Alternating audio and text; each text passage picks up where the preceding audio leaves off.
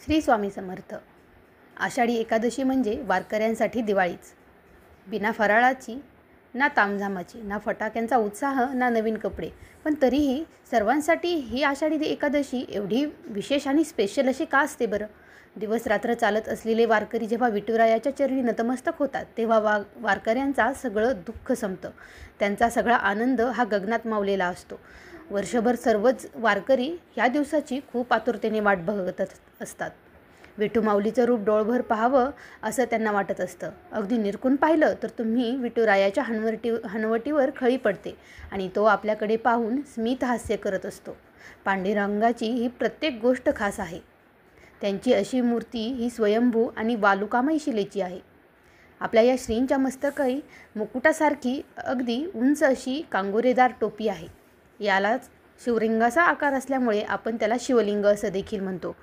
एवढंच नाही तर आपल्या श्रींचं मुख हे उभट आहे, गाल फुगीर आहेत, दृष्टी समचरण आहे, कानी मकरकुंडलं आहेत, गळ्यात कौस्तुभमणी आहे, पाठीवरती शिंके असून हृदयस्थानी श्रीवत्सलांछन आहे, दोन्ही दंडावर अंगद असून मनगटावरती मणिबंध आहे.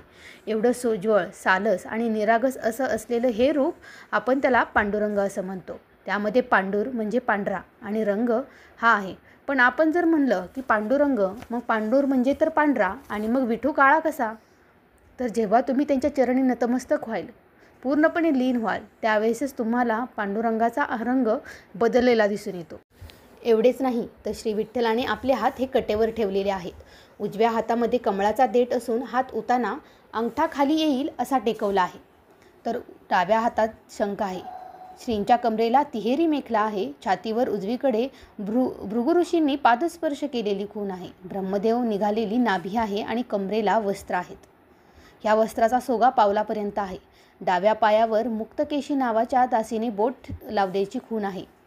अशी दगडी विटेवर उभी असलेली ही मूर्ती, विठ्ठलाच्या कानामध्ये असलेली मकर म्हणजे मासे, ह्या सर्व गोष्टी विठ्ठलाला आणखीनच लोभदायी आणि आपल्या नजरेमध्ये भुरळ पाडणाऱ्या ठरवतात. ह्या सगळ्याच्या निरीक्षणांमध्ये तुम्हाला विठ्ठलाच्या कानामध्ये असलेली मकर म्हणजेच मासे दिसतात आणि बाकीच्या सर्व आकारांपेक्षा हे मकर खूप मोठे आहेत. अगदी पाण्यामध्ये मासे दिसतात जसेच्या तसे. या माशांना पांडुरंगाच्या कानामध्ये का बरं स्थान मिळालं असेल, असा प्रश्न तुम्हाला कधी मिळाला का पडला का? तर आजचा हा व्हिडिओ तुमच्यासाठी आहे. जर तुम्हाला हा प्रश्न पडला असेल तर आपल्या विठूच्या कानामध्ये मासे काय आहे?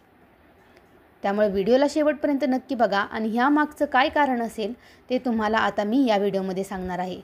त्यासाठी तुम्ही अजूनही आपल्या चॅनेलला सबस्क्राईब केलं नसेल तर सबस्क्राईब देखील करून घ्या. आता या मागची कथा ऐका. तर ती कथा अशी आहे की एकदा एक कोळी पांडुरंगांना भेट आणि उपहार द्यायला आला होता. पण त्याला इतके लोक आतमध्ये जाऊच देत नव्हते. का? कारण की तो एक मच्छीमार आहे आणि तसाही तो जे उपहार देणार असतो ते खुद्द त्याने पकडलेले मासेच असतात आणि ते पण 2. बाकीचे म्हणतात पांडुरंग देव आहे, त्यांना मासे का देतोय? पाप लागेल की तुला आणि आम्हाला सर्वांना. अगदी तुझ्याजवळ पांडुरंगाच्या जवळ जर तुला जाऊन दिलं तर हे पाप आम्हाला देखील लागेल. पण ही सर्व गोष्ट जेव्हा घडत असते तेव्हा पांडुरंग खुद्द तिथे येतात आणि सगळ्यांना सांगतात की तो जे देतोय ते तुम्ही कशाला पाहताय? त्याच्याकडे काही नसून तरी तू देखील तो त्याला जेवढं शक्य आहे तेवढं मला देत आहे आणि मला जे काही तुम्ही भक्तिभावाने देणार ते मी अत्यंत आदराने आणि मनापासून स्वीकार करेल. मग ते काहीही असू द्या, कारण मी ही सृष्टी चालवली आहे.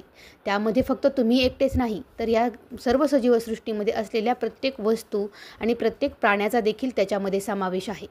आणि आणखीन पुढे जाऊन विठ्ठल म्हणतात की मी तुम्हा सर्वांना प्रेम करतो आणि हे प्रेम हे लहान मोठ्या भेदभावनेमध्ये अडकत नाही. असं सांगून ते त्या व्यक्तीकडून ते 2 मासे घेतात आणि सर्वांना समजलं पाहिजे की सगळे समान आहेत म्हणून त्यांनी आपल्या कानामध्ये हे कुंडलासारखे घालूनच ठेवले. ते आजही त्यांच्या कानामध्ये आहेत.